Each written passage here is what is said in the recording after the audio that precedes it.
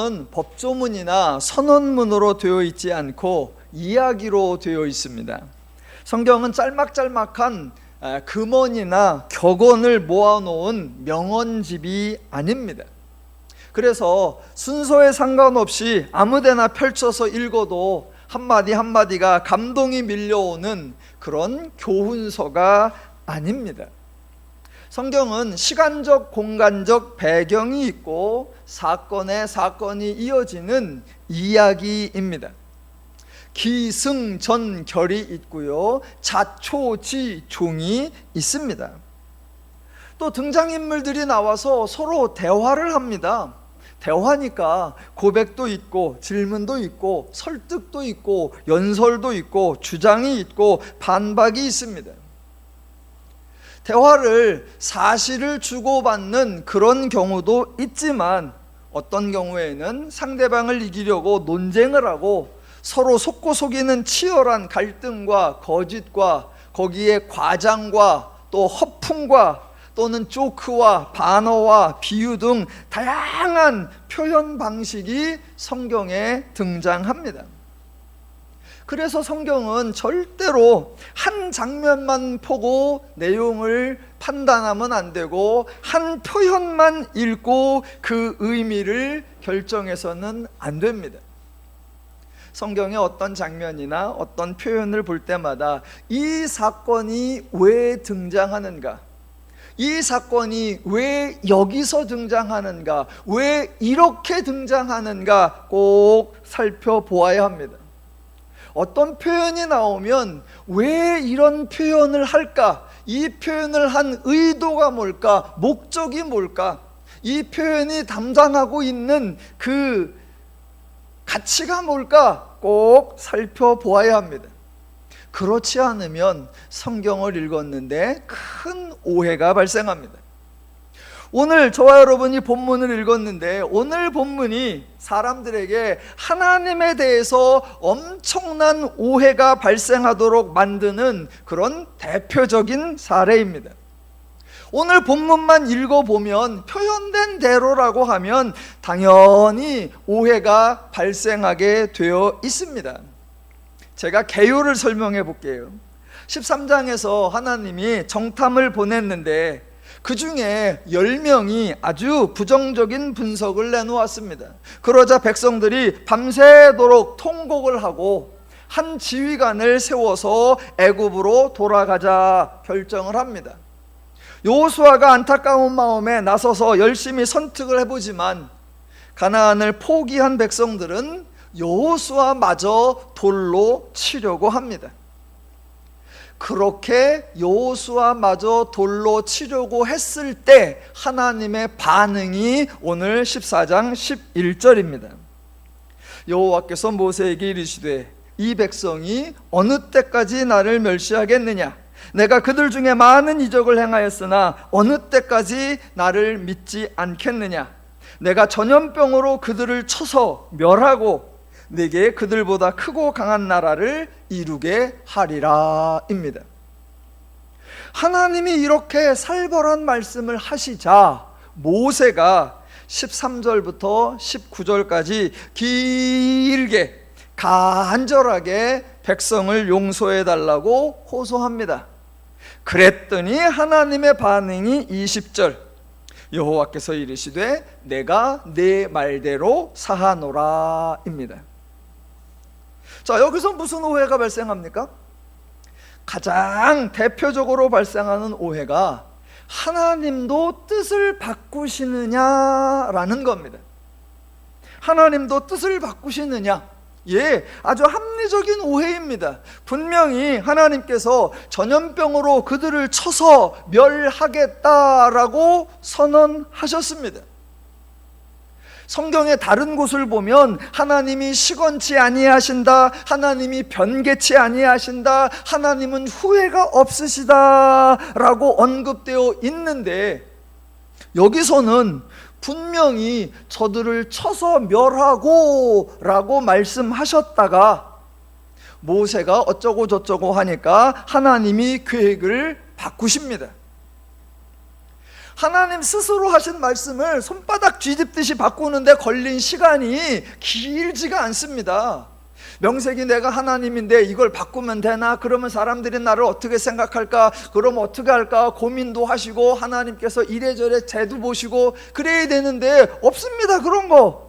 하나님 뜻을 바꾸는데 1년이 아니고 한 달이 아니고 일주일도 아니고 하루도 아니고 그저 모세의 한마디를 듣고 너무나 빨리 너무나 손쉽게 뜻을 바꾸어 버리셨습니다. 당연히 성경을 조금 아신다는 분들, 기독교를 싫어하시는 분들, 신에 대하여 불만이 가득하신 분들이 비난을 합니다. 하나님이 이랬다 저랬다 하면 되냐? 아, 하나님도 후회를 하고 하나님도 변하는구나. 조롱을 쏟아냅니다. 저는 성경에 대해 오해하는 거, 일반인들이 성경을 보고 의심하고 비난하는 거, 지극히 당연하다고 생각하는 사람입니다. 일반인이나 타종교인이나 불신자가 성경을 읽어보니까 이런 의미구나라고 이해할 가능성은 거의 없습니다. 오해하는 거 당연하고요. 오해를 넘어서 비난하고 조롱하는 것까지도 저는 충분히 수용할 수 있다고 생각합니다. 왜냐하면 성경을 읽어보면 그들이 오해할 만한 사건, 그들이 의심할 만한 표현이 자주 나오기 때문입니다. 한 번만 나오면 우리도 좀 어떻게 둘러대겠는데 한 번이 아니라 수차례 반복되면 그것은 단순한 오해가 아니라 합리적 의심이라고 인정해 줄 수 있는 겁니다. 오늘 민수기 14장에 나오는 하나님과 모세와 하나님의 그 모습이 출애굽기 32장에도 똑같이 나옵니다. 제가 간단히만 요약해 보면 이스라엘 백성이 시내산에 도착했을 때 모세가 산에 올라가니까 밑에서 백성들이 금송아지 우상을 만들었습니다. 그걸 알고 하나님께서 이렇게 말씀하십니다. 내가 그들에게 진노하여 그들을 진멸하고 너를 큰 나라가 되게 하리라. 이렇게 말씀을 하시니까 그 말을 듣고 모세가 하나님께 탄원을 합니다. 그랬더니 하나님의 반응, 여호와께서 뜻을 돌이키사 말씀하신 화를 그 백성에게 내리지 아니하시니라 입니다. 비슷한 게 아닙니다. 컨트롤 C, 컨트롤 V 완전 복사예요. 똑같은 그런 내용이 출애굽기 32장에도 나오고 민수기 14장에도 나옵니다. 저는 성경을 오해하시는 분들, 성경을 비난하시는 분들, 성경을 조롱하시는 분들을 일정 부분에서는 존경합니다. 왜냐하면 마구잡이로 비난을 하는 게 아니라, 덮어놓고 조롱을 하는 게 아니라 들어보면 나름 기준이 있고 나름 정당하기까지 합니다. 자, 출애굽기 32장, 민수기 14장에서 하나님이 백성을 진멸하시겠다 선언하시고 모세가 요청을 하니까 뜻을 돌이켜서 화를 내리지 않겠다, 진멸하지 않겠다, 사하노라라고 하셨습니다. 그러면 인간의 입장에서는 천만다행입니다.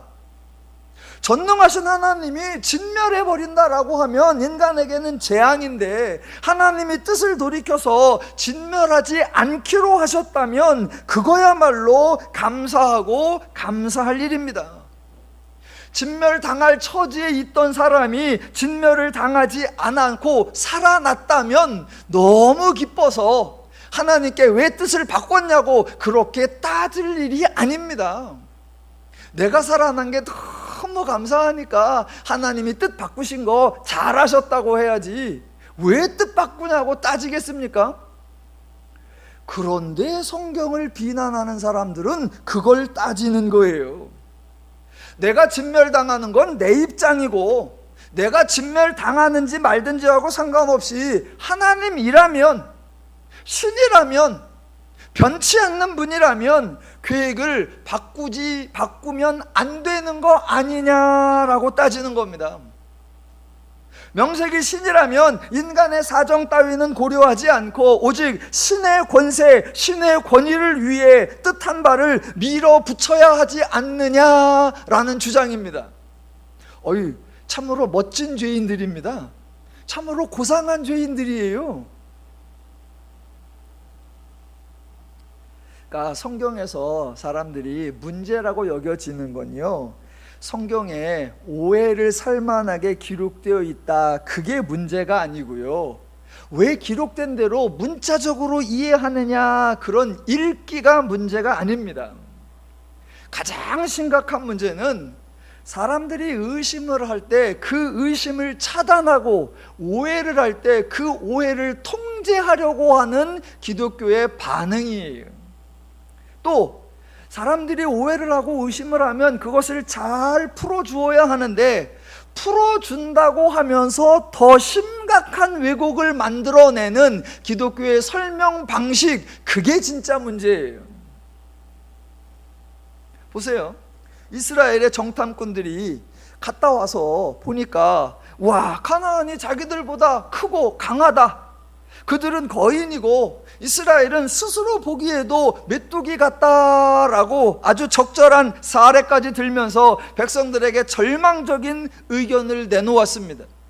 그런 보고를 들은 백성에서 입장에서 생각해 본다면, 애굽에서는 나왔고 가나안에 들어가는 건 불가능한 것 같고 지금 광야에 무방비 상태로 있으니까 이럴 바에는 차라리 애굽으로 돌아가는 것이 낫겠다, 그런 생각이 들죠. 혹시 다른 의견 있으신 분 계십니까? 애굽에선 나왔고 가나안에 정탐을 가보니까 훨씬 크고 훨씬 강하고 훨씬 세, 들어갈 가능성이 없대. 우리는 안 가봐서 모르겠는데 갔다 온 사람이 한두 명이 아니라 자그마치 10명이 똑같이 그런 의견을 내. 이럴 바에는 애굽으로 돌아가는 게 낫겠다. 다른 의견 있으신 분 있습니까? 예, 이스라엘을 무조건 죄인이라고 몰아붙일 것이 아니라, 무조건 불신앙이라고 책망할 것이 아니라, 그들의 처지에서, 그들의 입장에서 충분히 그럴 수 있다라고 인정을 해줘야 합니다. 그래서 그들이 차라리 한 지휘관을 세워서 애굽으로 돌아가자라고 결정을 했을 때, 그때 하나님은 어떤 반응을 보이셔야 합니까?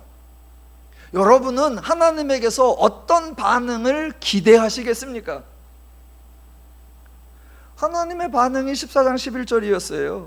내가 전염병으로 그들을 쳐서 멸하고 라고요. 마음에 드십니까? 혹시 하나님이 이렇게 하셔야 된다고, 왜 그러냐면 11절부터 보니까 이 백성이 어느 때까지 나를 멸시하겠느냐, 내가 그들 중에 많은 이적을 행하였으나 어느 때까지 나를 믿지 않겠느냐. 한두 번이 아니라 계속된 거니까 이참에 하나님께서 일벌백계로 아주 뻔때를 보이시느라고 싹 쓸어 없애버리셔야 된다고 동의하시겠습니까? 저는 동의 안 합니다. 자, 똑같은 본문을 읽고 일반인들이나 불신자들은 하나님이 신이 뜻을 변개하면 되느냐, 이런 것을 따질 때 우리 기독교인들은 그것을 묻는 대신에 이 본문에서 모세의 지도력을 강조하는 것으로 엉뚱하게 풀이를 했습니다. 민수기 11장에서부터 여러 사건이 이어진다고 했습니다. 11장에서 백성 중에 모인 자들이 탐욕을 품고 백성들을 선동한 사건, 12장에서 아론과 미리암이 모세를 비방하는 사건, 13, 14장에서 정탐꾼들이 엉뚱한 보고를 하니까 백성들이 통곡을 하는 사건, 앞으로 16장에서는 레위의 후손들이 모세와 아론을 거스리는 사건이 발생을 합니다. 많은 분들이 이 장면들을 모세의 지도력에 대한, 모세의 권위에 대한 도전이다, 그래서 하나님께서 모세의 권위를 지켜주고 모세의 지도력을 세워주시고 있다라고 주석을 하기도 하고 강해를 하기도 합니다. 물론 그렇게 생각할 수도 있다 여겨집니다. 만약 그렇다면 이 이야기들에서 모세의 특별성, 모세의 지도력, 모세의 리더십, 모세의 출중한 역할이 동반되어야 합니다. 그래야 사람들이 다른 사람들과 모세를 비교하면서 과연 모세는 다르다라고 인정할 수 있을 것이기 때문입니다. 그런데 지금 13장과 14장 가나안 정탐 사건에서 여러분, 모세의 역할이 하나도 없습니다. 제가 다시 한번 정리해 드려 볼게요. 모세가 무엇을 하나. 자, 12명의 정탐꾼들을 가나안에 보냈습니다. 그랬더니 40일 동안 정탐을 하고 돌아와서 보고를 합니다. 12명이 똑같이 보고하는 게 13장 26절부터 29절까지였습니다. 그 땅은 적과 꿀이 흐른다. 그 땅 거주민은 강하고 성읍은 견고하다. 사람들이 남방과 산지와 강가에 거주한다라고 팩트를 보고했는데, 듣는 백성들의 입장에서는 매우 불안하게 들렸습니다. 그러니까 얼른 갈렙이 백성들을 위로하는 취지로 30절, 우리가 올라가서 그 땅을 취하자 능히 이기리라 라고 말을 했지요. 그런데 나머지 10명이 31절, 우리는 능히 올라가서 그 백성을 치지 못하리라. 그들은 우리보다 강하니라 라고 백성들의 마음에 비수를 꽂습니다. 아니나 다를까 온 백성이 통곡하고 차라리 애굽으로 돌아가는 것이 낫지 아니하냐라고 요동을 하자, 이번에는 여호수아가 아주 담대하게 14장 8절, 여호와께서 우리를 기뻐하시면 우리를 그 땅으로 인도하여 드리시리라 라고 위로를 하지요. 그럼에도 불구하고 백성들의 반응이 10절, 온 회중이 그들을 돌로 치려 하는데입니다. 자, 지금 제가 요약해 드렸는데 모세는 어디 있습니까? 지금 모세는 무엇을 하고 있습니까? 현장에 모세가 없는 게 아닙니다. 정탐꾼들이 와서 보고를 했는데 그 보고를 들은 사람이 13장 26절, 13장 26절, 바란 광야 가데스에 이르러 모세와 아론과 이스라엘 자손의 온 회중에게 나와 그들에게 보고하고입니다. 예, 모세도 그 보고를 다 들었습니다. 모세 앞에서 정탐에 대한 보고와 분석, 백성들의 반응이 발생했습니다. 안타깝게 백성들은 하나님이 기대하신 것 같은 가나안을 향해 나아가자라는 반응이 아니라 차라리 애굽으로 돌아가자라는 반응을 보였습니다. 그러니까 지금 백성을 설득하기 위해서 갈렙도 나서고 여호수아도 나서서 계속 하나님 입장에서 설명을 합니다. 이때 모세는 무엇을 하고 있느냐라는 겁니다. 정탐을 보낸 게 모세고 정탐 보고를 받은 게 모세인데, 그들이 보고하고 백성들이 요동하고 여호수아와 갈렙이 백성들을 설득하려고 할 때 과연 그때 모세는 무엇을 하고 있느냐라는 겁니다. 만약 앞에 나오는 사건들부터 70명의 장로들 사건이나 미리암과 아론의 사건, 이런 것들이 모세의 권위에 대한 도전이라 하나님이 모세의 권위를 보장하고 리더십을 세워주는 사건이라면, 가장 결정적인 순간에 가장 영향력 있는 역할을 모세가 했어야지요.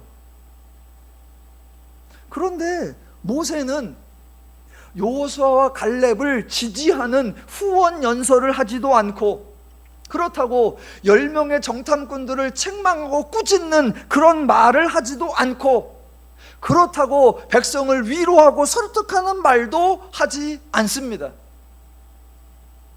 저에게는 모세의 활약, 모세의 역할, 모세의 리더력이 전혀 보이지 않습니다. 여러분은 모세 따라서 가나안으로 가실 마음이 있으십니까?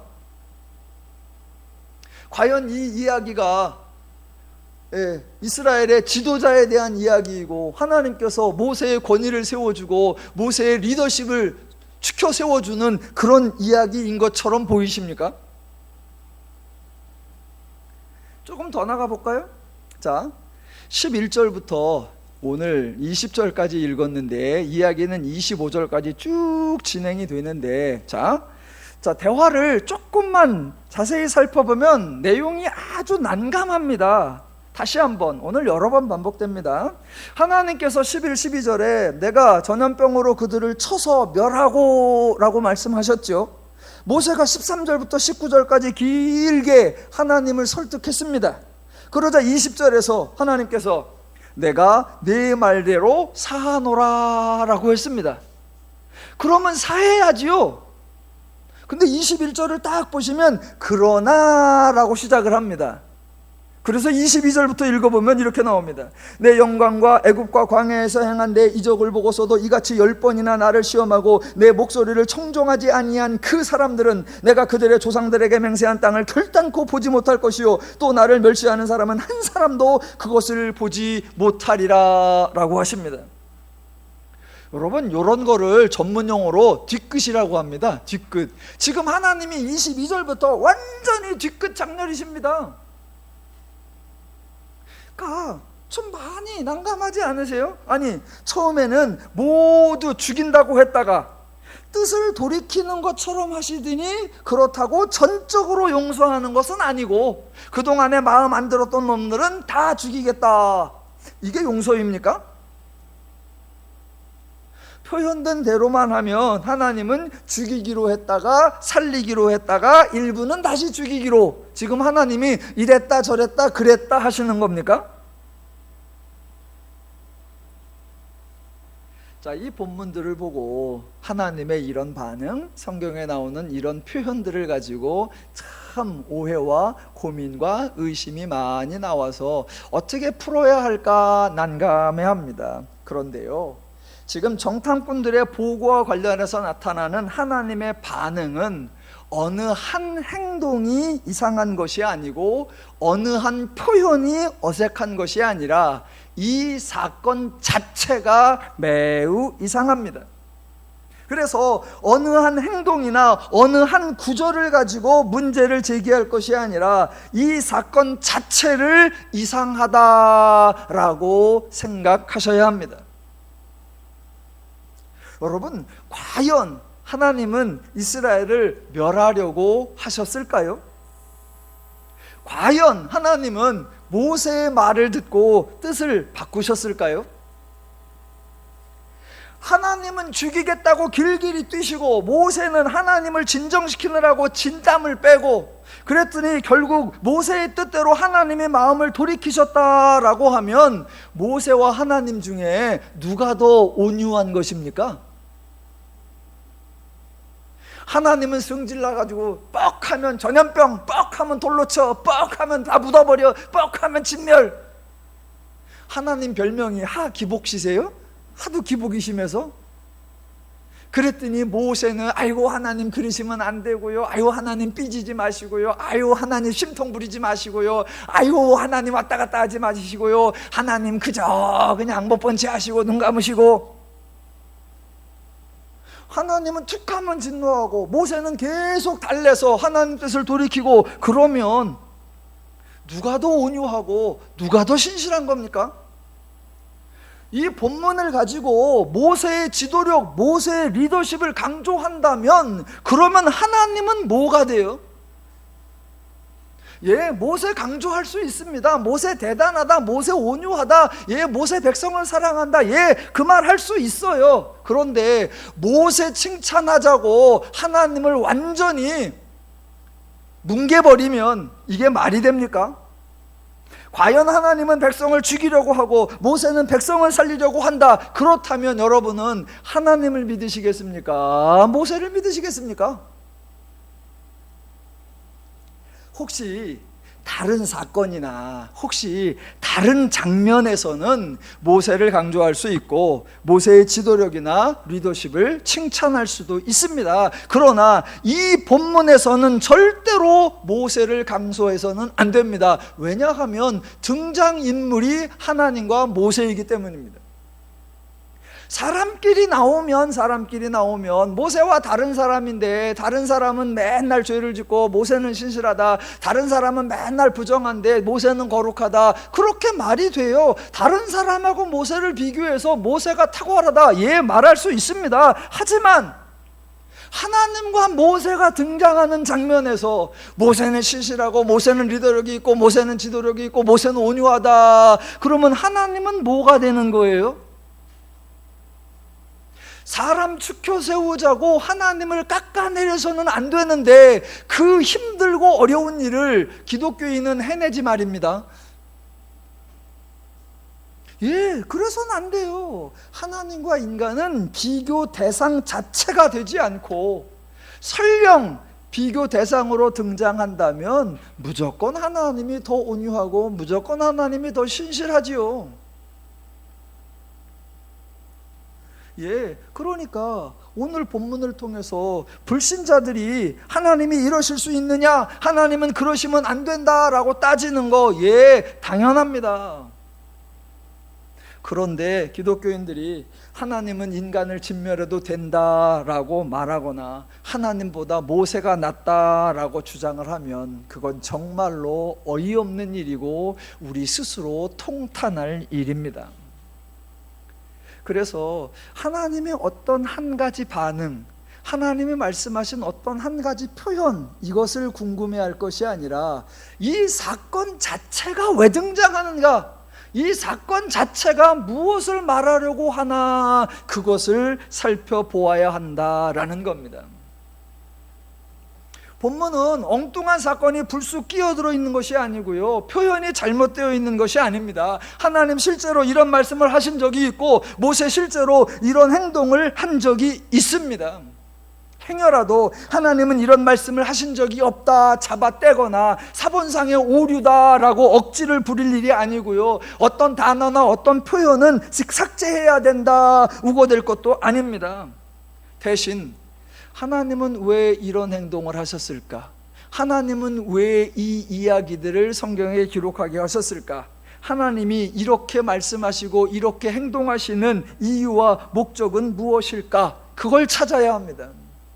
그래서 제가 서두에 말씀드렸던 하나님의 말씀은 이야기다. 그래서 기승전결 자초지종이 있다. 그러면 민수기 14장 이걸 이해하시려면 민수기를 이해하셔야 되고, 민수기를 이해하시려면 출애굽을 이해하셔야 되고, 출애굽을 이해하시려면 이스라엘이 애굽으로 들어간 야곱의 이야기를 이해하셔야 되고, 야곱의 이야기를 이해하시려면 그의 아버지 이삭과 그의 조상 아브라함까지 올라가야 합니다.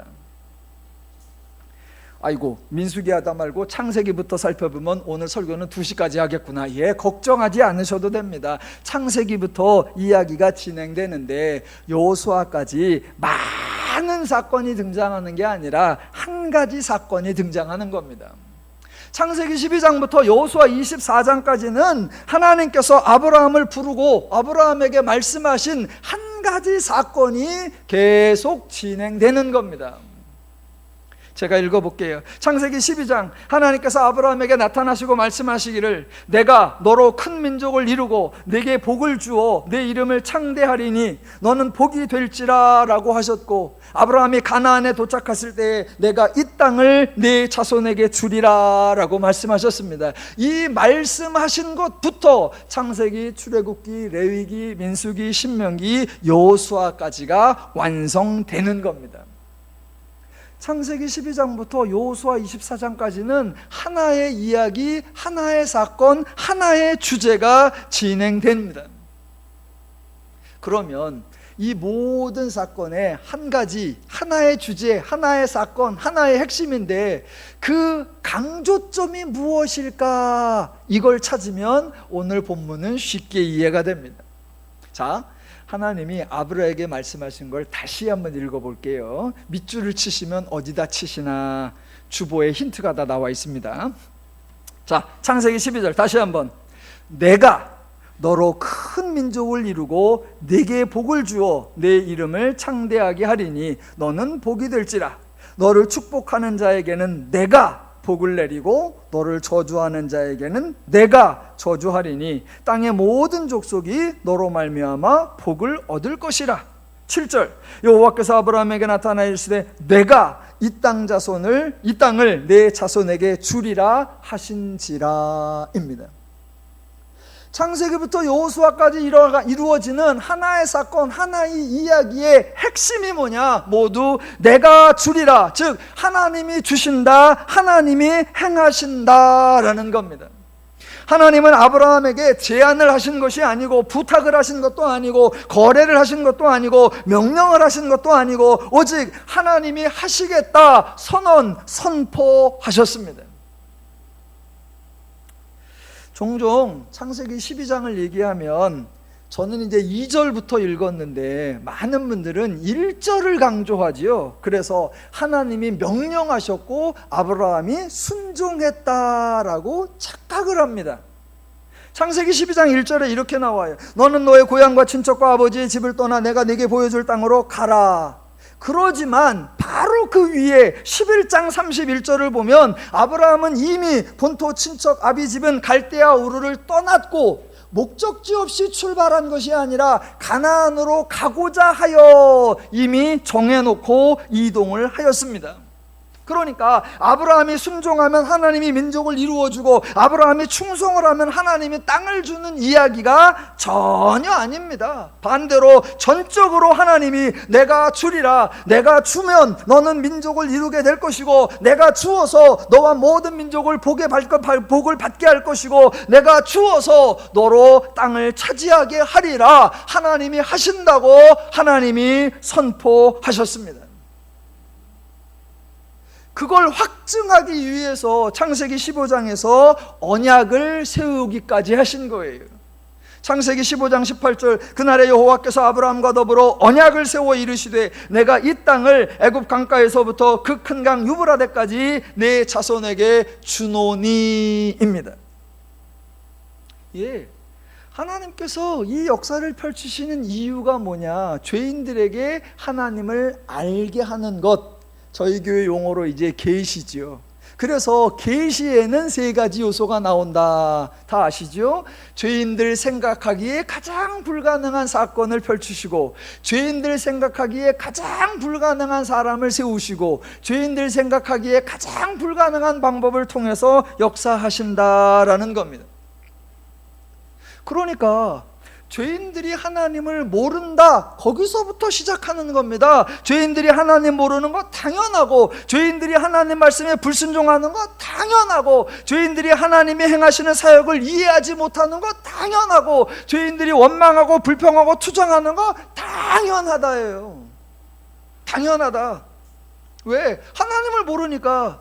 그러니까 그 당연한 과정 속에 죄인들의 생각과는 다른 하나님의 역사를 펼쳐서 죄인들에게 하나님을 보고 듣고 배우게 하는 겁니다. 그래서 성경을 읽어보면 이스라엘이 원망을 했더니 징계를 받은 것이 아니라 은혜를 받았고, 불평을 했더니 형벌을 받은 것이 아니라 문제가 해결되었었던 겁니다. 그러니까 지금 민수기 14장에서 정탐꾼들이 갔다 와서 마치 가나안에 못 들어올 것 같은 부정적인 반응을 보이는 거, 그거는 뜻밖의 행동이 아니고 예상밖의 행동이 아니라 이스라엘이 처음부터 지금까지 일관되게 지속적으로 반복해왔던 불평과 투정과 원망과 불신앙, 그거였습니다. 새로운 게 아니었어요. 그동안 말을 잘 듣다가 여기서 10명이 헛소리 하는 게 아니고, 그동안은 순종을 잘 하다가 여기서 악당 10명이 나쁜 역할을 하는 게 아니라 처음부터 원망 일색, 추정 일색, 분만 일색, 불순종 일색이었습니다. 그때마다 하나님이 은혜와 복으로, 계시로, 이적으로, 기적으로 행하셨어요. 그러더니 민수기 10장에서 갑자기 하나님이 돌변하셔서 이스라엘을 전염병으로 쳐서 멸하고 라고 하시면, 이스라엘이 이상한 게 아니라 하나님이 이상한 겁니다. 하나님이. 그러니까 아주 상식적으로 접근을 해보세요. 지금 민수기 14장에서 이 순간 이스라엘에게 가장 필요한 것이 무엇인가? 하나님은 무엇을 하셔야 하느냐라는 겁니다. 불안하고 두렵고 떨리고 하나님이 신뢰가 안 되고 가나안에 못 들어갈 것 같은 염려가 있고, 그때 하나님은 무엇을 하셔야 하죠? 하나님은 협박을 하실 것이 아니라 확증을 주셔야 합니다. 내 말에 순종하지 않으면 죽여버리겠다고 으름장을 놓으실 것이 아니라 하나님이 얼마나 확실하게 이 일을 이루어내실 수 있는지 보장해 주셔야 합니다. 가나안에 갔다 온 10명이 계속 말합니다. 그들은 키가 크고 그들은 성읍이 강대하고 우리는 도무지 들어갈 수 없다. 이거는 가나안에 들어갈 가능성이 정말로 없다. 그런 얘기를 할 때 하나님은 정반대로 가나안에 들어갈 가능성이 얼마나 크고 이것이 얼마나 확실하고 이것이 얼마나 분명한가, 그 이야기를 해 주어야 합니다. 하나님은 그동안 그렇게 말씀해 오셨고 자주 증명해 오셨습니다. 불평하면 증명하고, 불평하면 증명하고, 불평하면 계시하고, 원망하면 은혜 주고, 계속 그렇게 해오셨어요. 그러다가 결정적인 순간에 하나님이 돌변하셔서 에이씨, 이참에 싹 진멸, 말이 안 됩니다. 말이 안 돼요. 그동안도 불평하면 은혜, 원망하면 은혜 주셨다가 가장 결정적인 순간에 가장 큰 전환, 불평을 하면서든 원망을 하면서든 그래도 꾸역꾸역 앞으로 나갔었는데 여기서는 갑자기 돌변해서 애굽으로 돌아가자라고 하는 그 순간 하나님은 무엇을 하셔야 됩니까? 더 큰 은혜, 더 큰 기적, 더 큰 확증을 보여주셔야죠. 그래서 보세요. 하나님이 내가 너희와 함께한다, 내가 너희를 인도한다, 내가 너희를 책임진다, 내가 너희를 가나안으로 데리고 가겠다, 이런 표현으로 계속 말씀하셨어요. 그랬더니 이스라엘 백성이 그 말을 잘 신뢰를 못하고 이해를 못합니다. 그러면 하나님이 갑자기 안 데리고 가! 이러는 게 아니라 함께한다, 인도한다, 책임진다, 돌본다, 이 사실은 변함이 없는데 그걸 어떻게 저들이 깨달을 수 있도록 할까? 똑같은 비슷한 표현을 하니까 저들이 이해를 잘 못해. 그래서 하나님이 뭐 하시는 거다? 충격요법을 쓰시는 거예요. 그래서 갑자기 하나님이 내가 너희를 싹 진멸할 거다 라고요. 그랬더니 모세가 하나님 어쩌고 저쩌고 그러시면 안 되잖아요. 그랬더니 하나님이 사하노라, 데리고 갈게.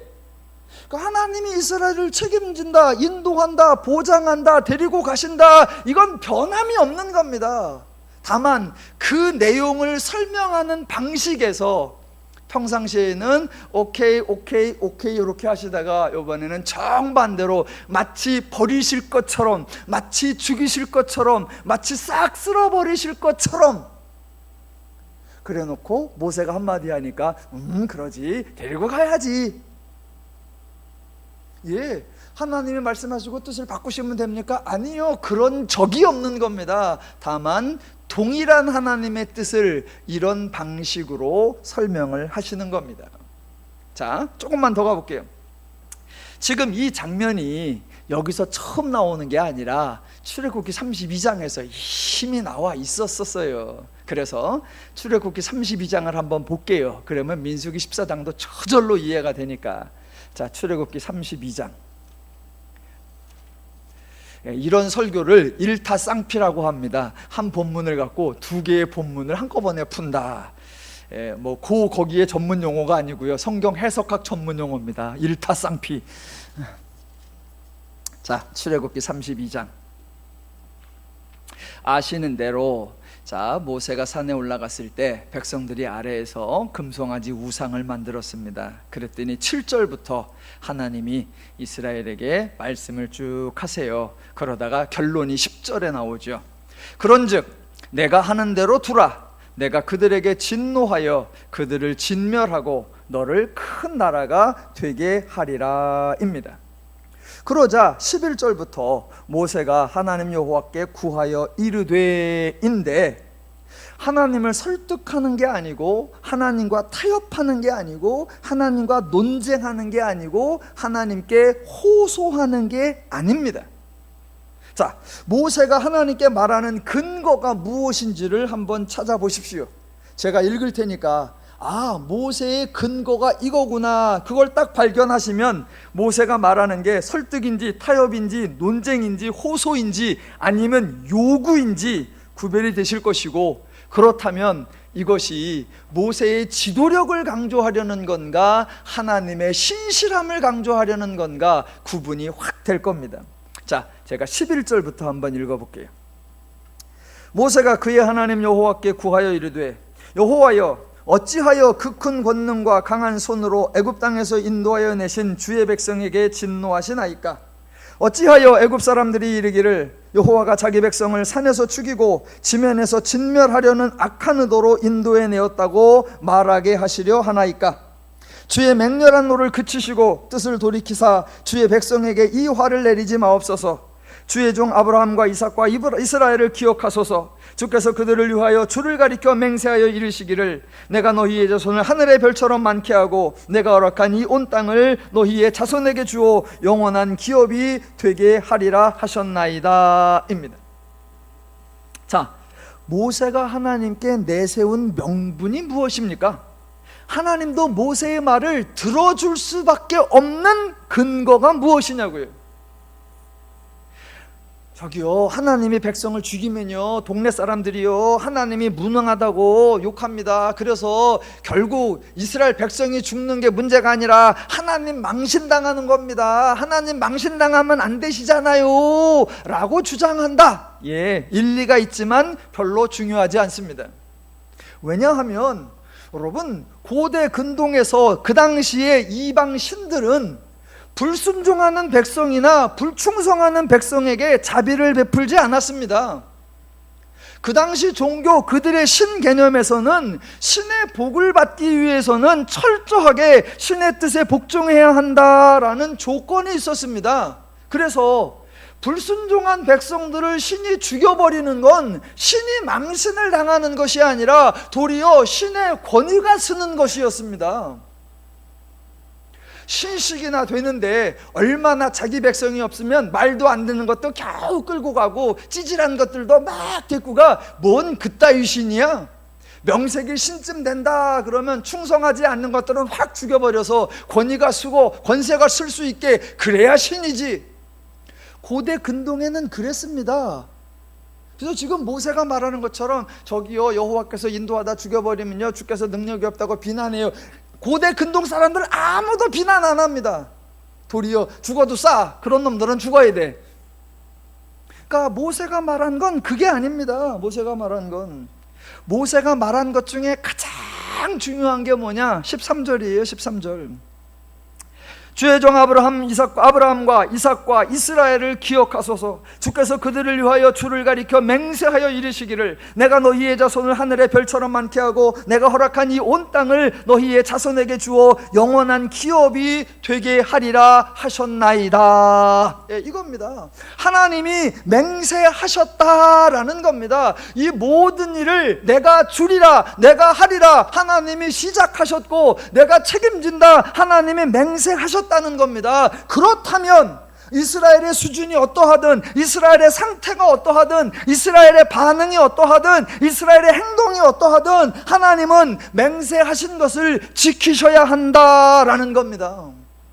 하나님이 시작하신 일, 하나님이 선포하신 일, 하나님이 맹세하신 일이기 때문에 하나님은 절대적으로 이 일을 진행하시고 완성하셔야 하니까 당연히 백성을 진멸하는 일이란 어림없는 일이다라는 겁니다. 지금 모세는 하나님 백성을 진멸하지 말아주세요 부탁하는 게 아니고 하나님은 백성을 진멸해서는 안 됩니다 라는 주장이고, 더 나아가 하나님은 백성을 진멸할 수 없습니다 라는 선언이에요.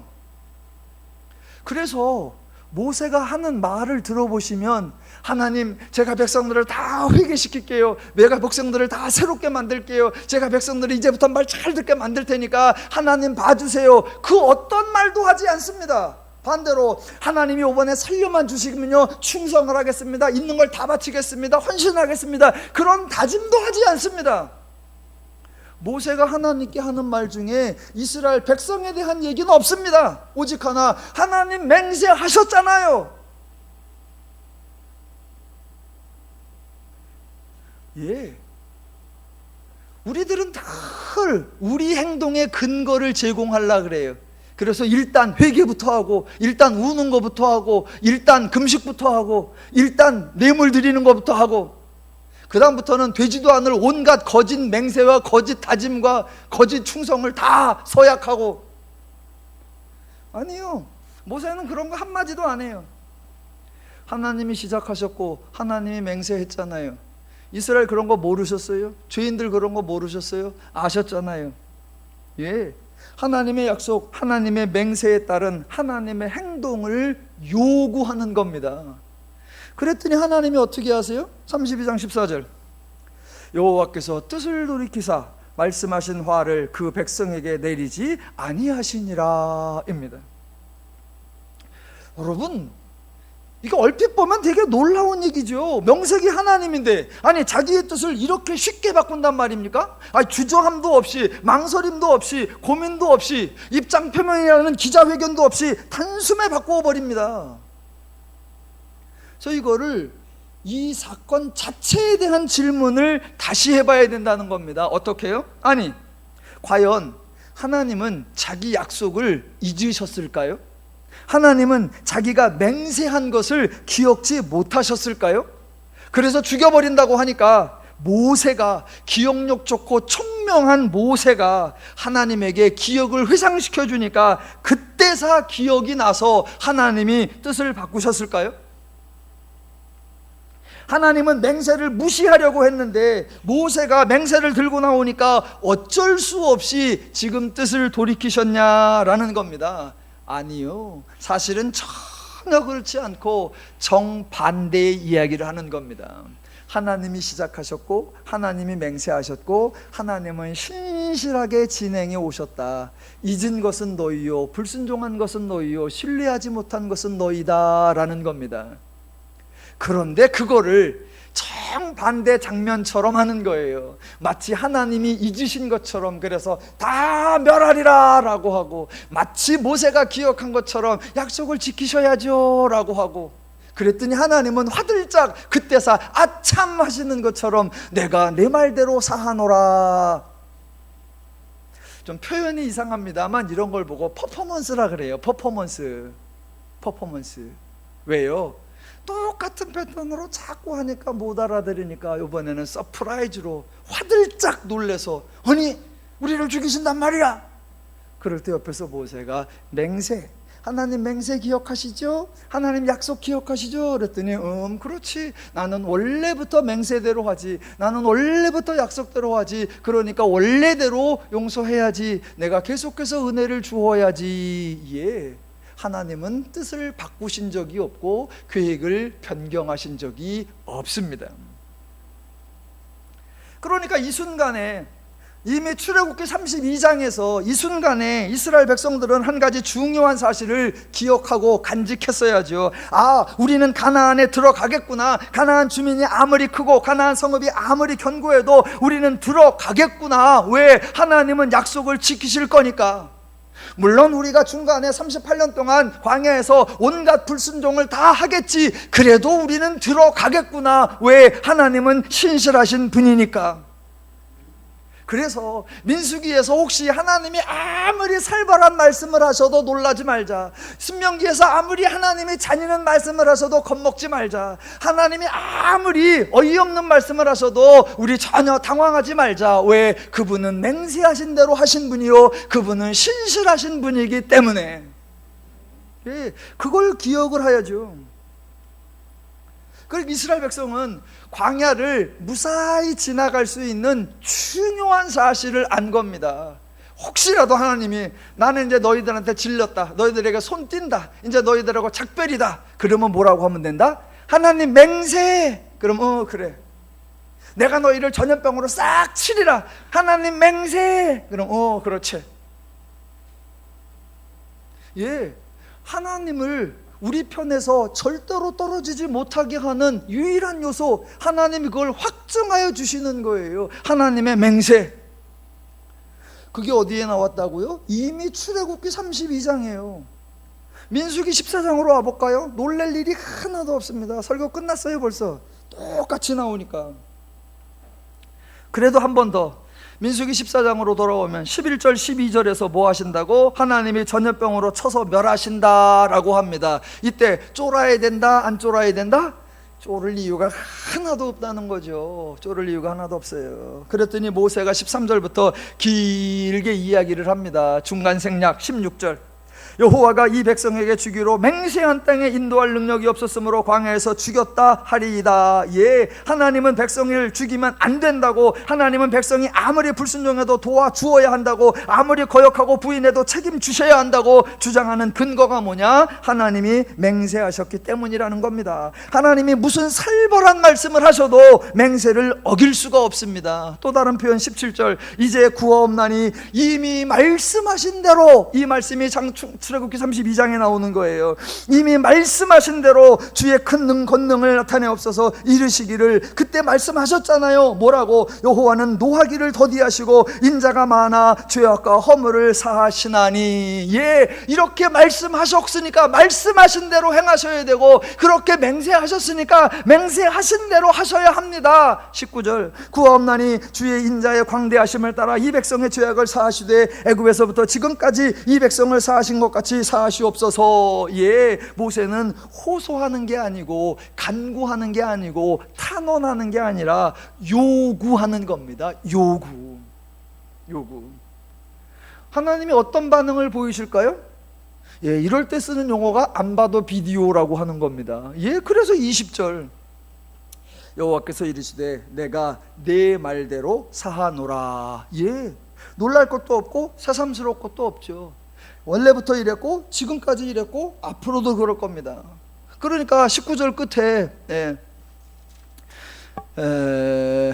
애굽에서부터 지금까지 이 백성을 사하신 것 같이 사하시옵소서. 한마디 더 해야죠. 가나안 들어가서 태평하게 살 때까지 이러셔야 합니다 라고 하는 거죠.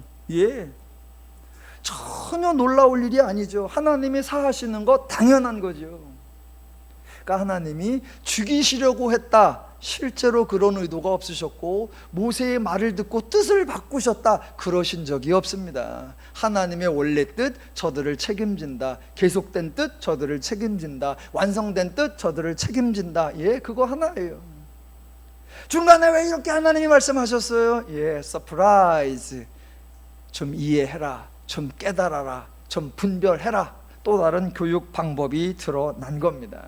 그래서 역설적으로 하나님의 신실함을 증거한 거예요.